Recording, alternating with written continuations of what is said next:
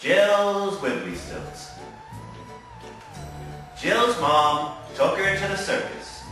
She saw clowns and acrobats and elephants.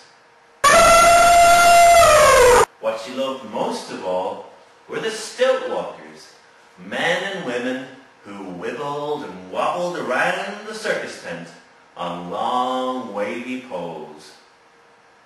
Next day, there was a wriggly frown all over Jill's face. "Why so down?" Jill's mom asked. "I wish I had a pair of Wibbly Stilts that I could tip, tip, tip around."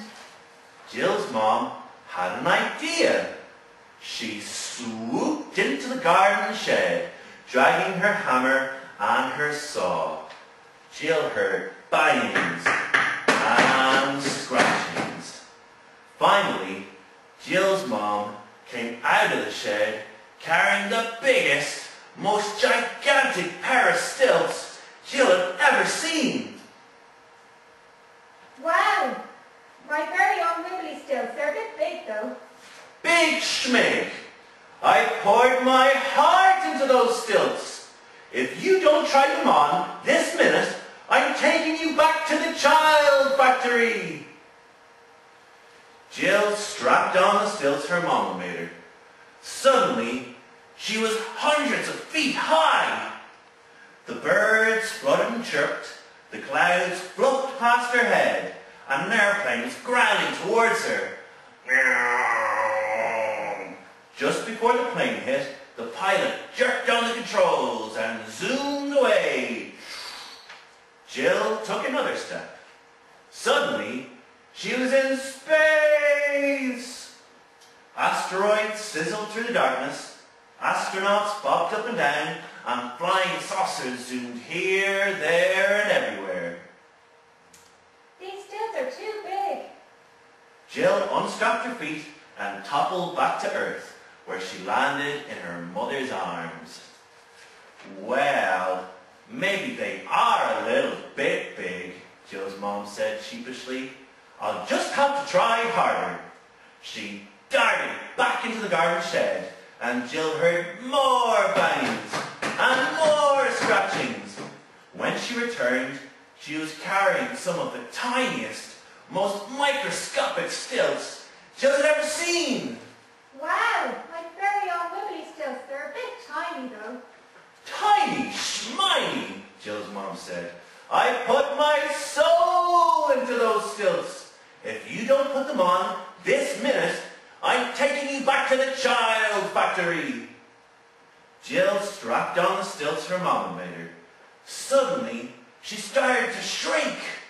The blades of grass loomed high over her head.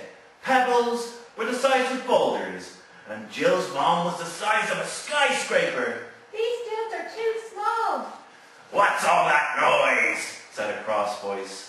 Simon the snail and Sally the spider were playing in the grass. "I'm sorry.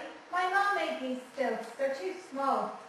Jill tried to unstrap her feet, but no matter how hard she pulled, the straps wouldn't budge. She was stuck. "You're a funny-looking spider," Simon the snail said. "I'm not a spider. I'm a little girl." "You're not a little girl. I'm a little girl," said Sally the spider. "Everyone knows little girls have 8 legs, 8 eyes, and lots of scratchy, scratchy fur all over their bodies." "You're a spider. I'm a little girl and I want to go home." Just then, the giant, moon-like face of Jill's mom loomed over them all. "Where's my little girl?" she asked, peering through the grass. "I'm saved. Here, Mom. I'm over here." "There's my little girl," Jill's mom said, and she reached out a massive hand and picked up Sally, the spider. "No, Jill.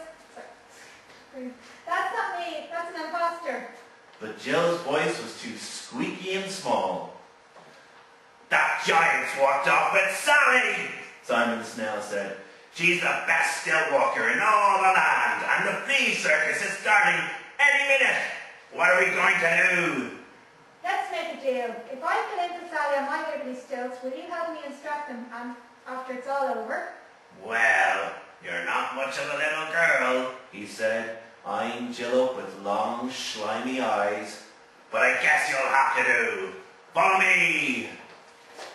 Jill went to work in the flea circus. There were caterpillar clowns and butterfly acrobats and elephants.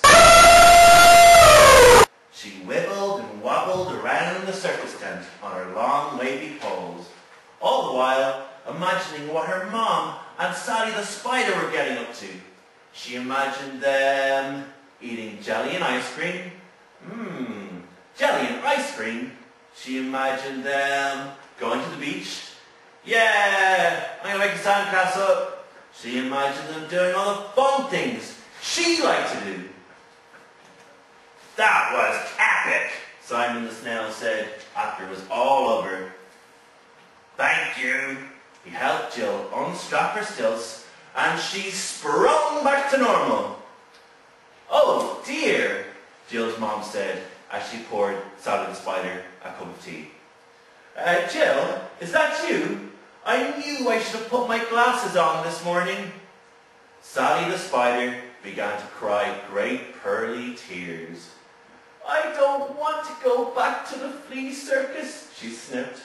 I want to be a little girl. Jill's mom had an idea. She took Sally to the child factory, where all the little boys and girls are made. When they came out again, Sally had been transformed. Yay!